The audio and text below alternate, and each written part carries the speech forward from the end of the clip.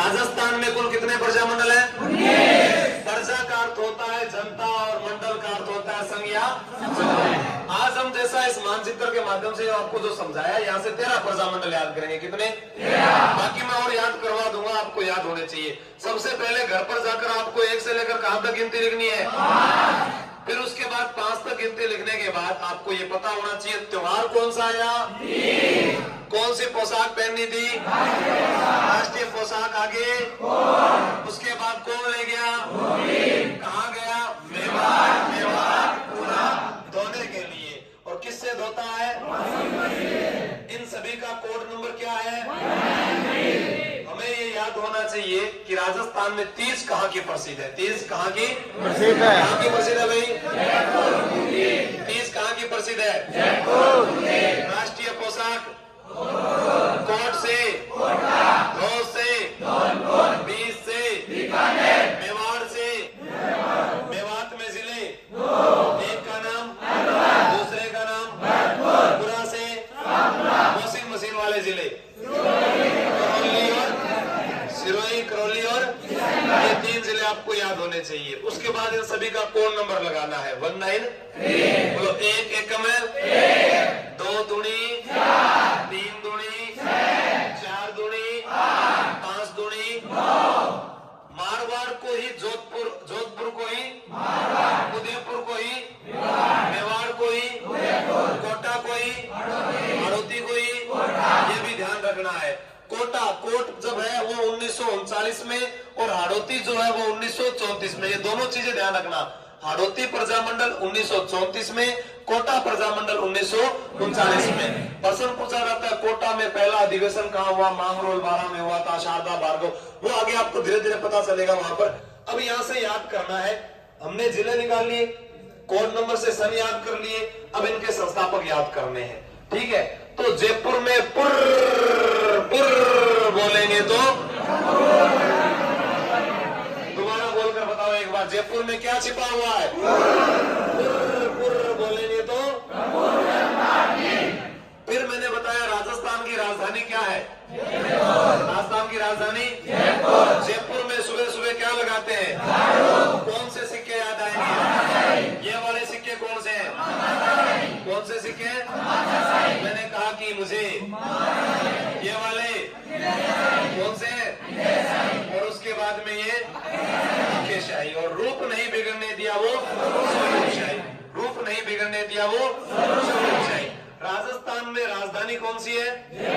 जयपुर में सबसे ज्यादा मैरिज पैलेस है। क्या बने हुए? मैरिज पैलेस में सबसे ज्यादा दूल्हे को किस पर बिठाया? किस पर गिरा? क्या बढ़ गया? किसके पास चला गया? भगवान के पास। किसके पास? हर मल ने अपना भार किसके साथ बांधा था? किसके साथ बांधा था? कछुआ वंश का संस्थापक दुल्ला राय था। आमेर को राजधानी कोकिल देव ने बनाया। किसने बनाया? कोकिल देव ने बनाया। जयपुर के बाद चलते हैं बूंदी की ओर। किस पर चलेंगे? बूंदी खाने से चेहरे पे क्या आती है? बूंदी खाने से चेहरे पे बूंदी कितने रुपए किलो है? कितने रुपए? किस दुकान से लानी है? बूंदी का भोग किसको लगाएंगे? बूंदी का भोग गुरु का बात कहा जाता है। बूंदी को बावड़ियों का शहर कहा जाता है, छोटी काशी कहा जाता है। यहीं पर खातोली का युद्ध हुआ था 1517 में। जो वर्तमान में खातोली है वो कोटा जिले में पड़ता है। बूंदी जो है वो बूंदा वीणा के द्वारा बसाया गया शहर है। और बूंदी खाने से चेहरे पे क्या आती है? चमक को हिंदी में क्या कहते हैं? तो कांतिलाल जैन, कांतिलाल। फिर आ गया जोधपुर। क्या आ गया? जोधा बसाया वो शहर कौन सो? शनिवार के दिन जोधपुर में जाना है। कहाँ जाना है? जोधपुर शनिवार को जाना है। 1467 में बसाया था। 12 मई 1467 को जोधा ने कौन सा शहर बसाया? राजस्थान में जोधपुर में जय जय किसकी होती है? जय जय किसकी होती है? मारवाड़ का गांधी, लकीर का फकीर, शेर है राजस्थान, धुन का धुनी, फकर व फकर, तोपा भाई पोल लिखने वाला, मारवाड़ में उत्तरदायी शासन की मांग करने वाला, अखंड भारत के रचयिता, आगे बाढ़ के एक अंग्रेजी पाक्षिक पत्रिका का पीप के और ढोल नृत्य को आगे बढ़ाने वाले जोधपुर में जय जय किसकी होती है?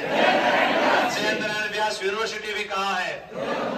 तो जयेंद्र नारायण व्यास जो है वो जोधपुर के अंदर आएंगे। जब जय जय होगी तो क्या उड़ेंगे? भंवरलाल सराफ और जयेंद्र नारायण व्यास को प्रजामंडल आंदोलन के दौरान सिवाना दुर्ग बाड़मेर में कैद किया गया था। मारवाड़ शासकों की शरणस्थली कहलाता है। वीर नारायण पवार के द्वारा बनाया गया जो सिवाना दुर्ग है, हरदेश्वर की पहाड़ी पर बना हुआ है। मालदेव भी वहीं पर शरण लेता है। फिर आया कोट से क्या बनाएंगे? कोट से कोट पहनेंगे नया नया नेनूराम शर्मा भिन्न भिन्न दिखेंगे अभिनय भिन्न भिन्न दिखेंगे भिन्न भिन्न दिखेंगे नया नया पहनेंगे।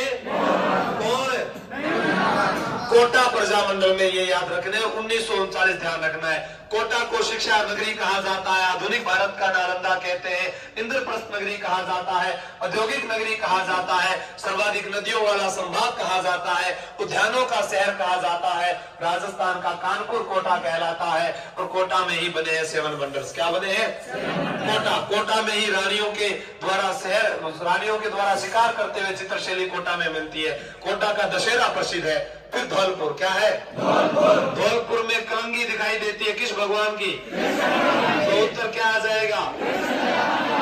राजस्थान का सबसे छोटा जिला छोटी बीबी, छोटा बाबू, छोटा भांजा, तमाचाशाही सिक्के, बीबी जरीना का मकबरा, रेड डायमंड सिटी। छोटे जिले को प्राचीन काल में कोठी कहते थे। क्या कहते थे? Red diamond city. धौलपुर को कहा जाता है राजस्थान में 3033 वर्ग किलोमीटर में फैला हुआ राजस्थान का सबसे छोटा जिला है। सबसे पहले सूर्योदय धौलपुर में होता है। एकीकरण के समय उदयभान सिंह अंतिम शासक थे जिन्होंने हस्ताक्षर किए थे। धौलपुर वह जिला है जहां बारी का युद्ध हुआ था। कौन सा युद्ध हुआ था? कमल के बाग का वर्णन किया था बाबर ने अपनी आत्मकथा तुजु के बाबरी तुर्की भाषा में लिखी थी। वो कमल का बाग भी धौलपुर में है। धौलपुर में है तीर्थों का भांजा मंचकुंड धौलपुर में है। छोटा बाबू बोला मैंने, बाबू महाराज का मेला धौलपुर में भरता है। बारी का युद्ध धौलपुर में हुआ था। बीबी जरीना का मकबरा धौलपुर में है। रेड डायमंड सिटी कहा जाता है, लाल पत्थरों के कारण प्रसिद्ध है। प्राचीन नाम कोटी था, डांग का राजा कहा जाता है। धौलपुर जो है राजस्थान में 0.19% हिस्सा रखता है।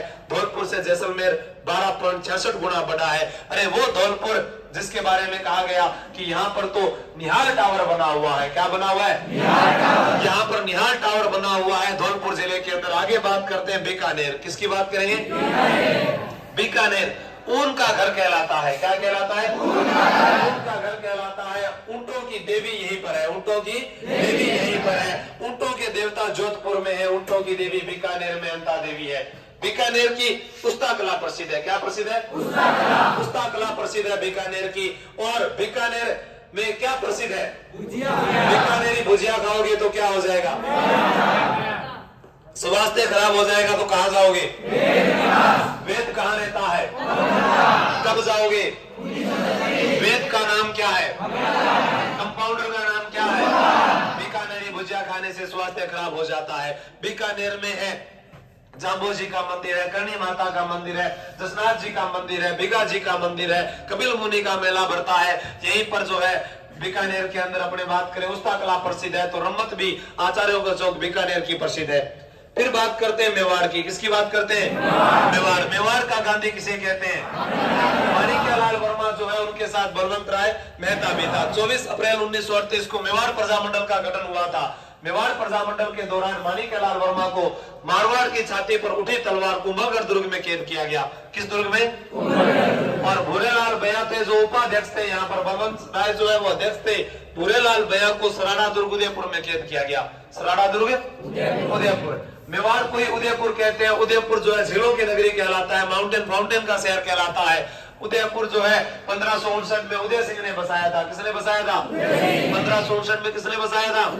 राणा प्रताप के पिता का नाम उदय सिंह। राणा प्रताप के पिता का नाम उदय सिंह। व्हाइट सिटी के नाम से जाना जाता है, एशिया का वियना कहा जाता है, पूर्व का वेनिस कहा जाता है। उदयपुर झीलों की नगरी के रूप में प्रसिद्ध है। कठपुतली नृत्य उदयपुर में होते हैं और उदयपुर जो है उसे महलों की नगरी कहा जाता है। जल महलों की नगरी डीग कहलाता है।